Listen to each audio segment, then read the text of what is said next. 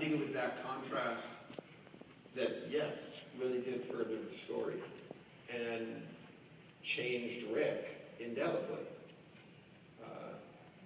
So it really is, I guess ultimately, if it's in service to the story, all bets are more or less off. More or less. Our third mic here, your name and your question. Hi, my name is Joe Williams. I'm here representing you Us Weekly, so thanks for having me. So I have a two-part question. The first is, Shonda Rhimes famously talked about how she had like 3 seasons on Scandal. That was it. That's kind of gone beyond the deadline. What is the end game for Walking Dead, number one? Do you guys have that already plotted out? And number two, Andrew Lincoln, I understand that you listen to music here, you head right for scenes. What's on the playlist? I'll be releasing that album next week. Music to Kill Zombies. I would buy that. Good spoken word.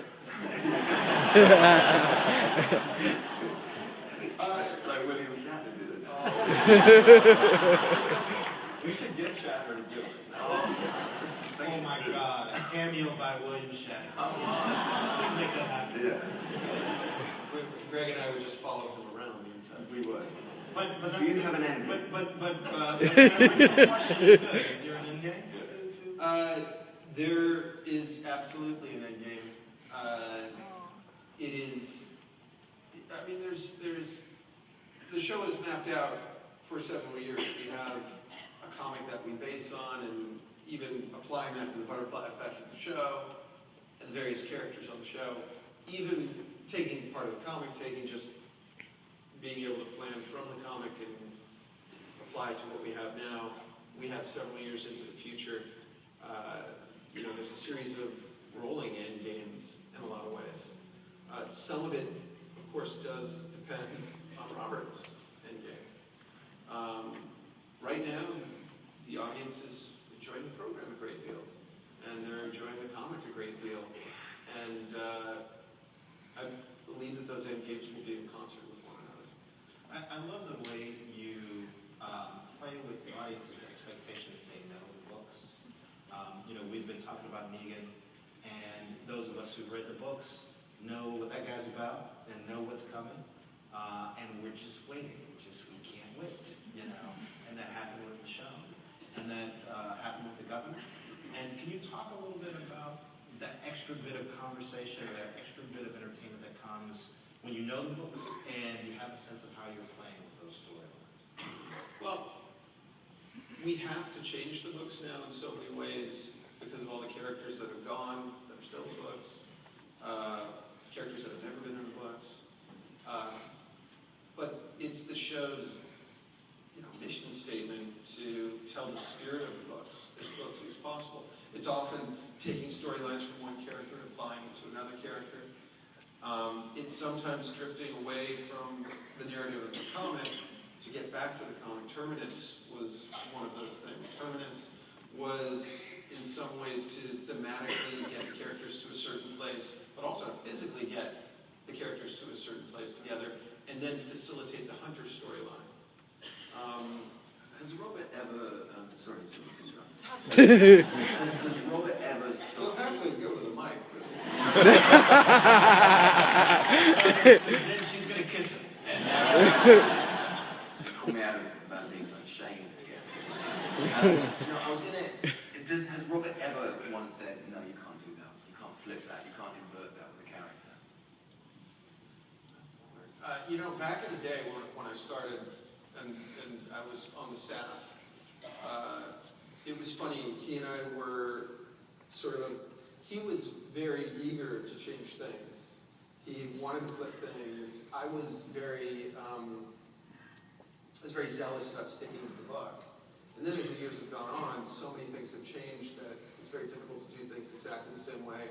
The book is so popular in some ways, you want to change some things to entertain and surprise the comic audience. I can't recall a time that he's given like a dead no.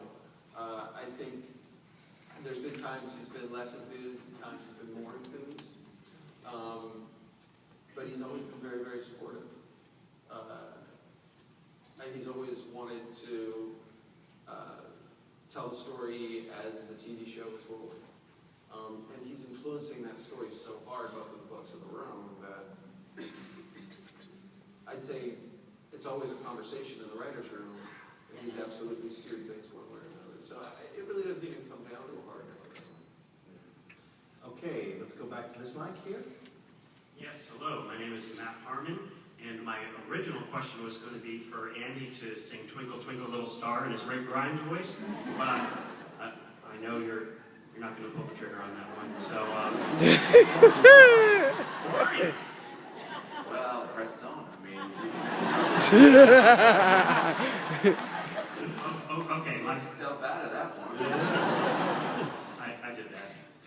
Well, my backup question is, what do you think of Rick's performance thus far in the show, as far as being a dad goes? Yeah.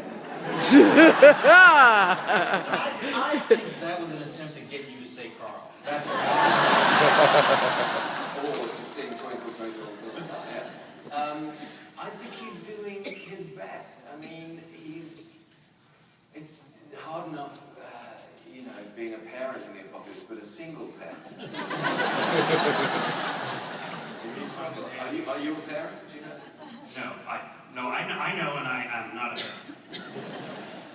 My daughter she was doing learning some spelling 2 days ago, and she said this thing. She said, "What is a prefix? What is a prefix?" She's 8 years old. I just was like, I think it's when something's before something else. I think it's when there's a number or a symbol. This is me, and my wife's looking at me and going, "Oh." And she looks at me, this is my 8-year-old, and said, "Oh, it's the opposite of a suffix." Dude, that's why you gotta have a smartphone. That's it, smartphone. Google, and he's like, but that's the thing, that was the moment, I said to Steve and Ewan today, I said, that was the watershed moment of my parenting when I let it go. Try that with zombies. I think he's doing really well. I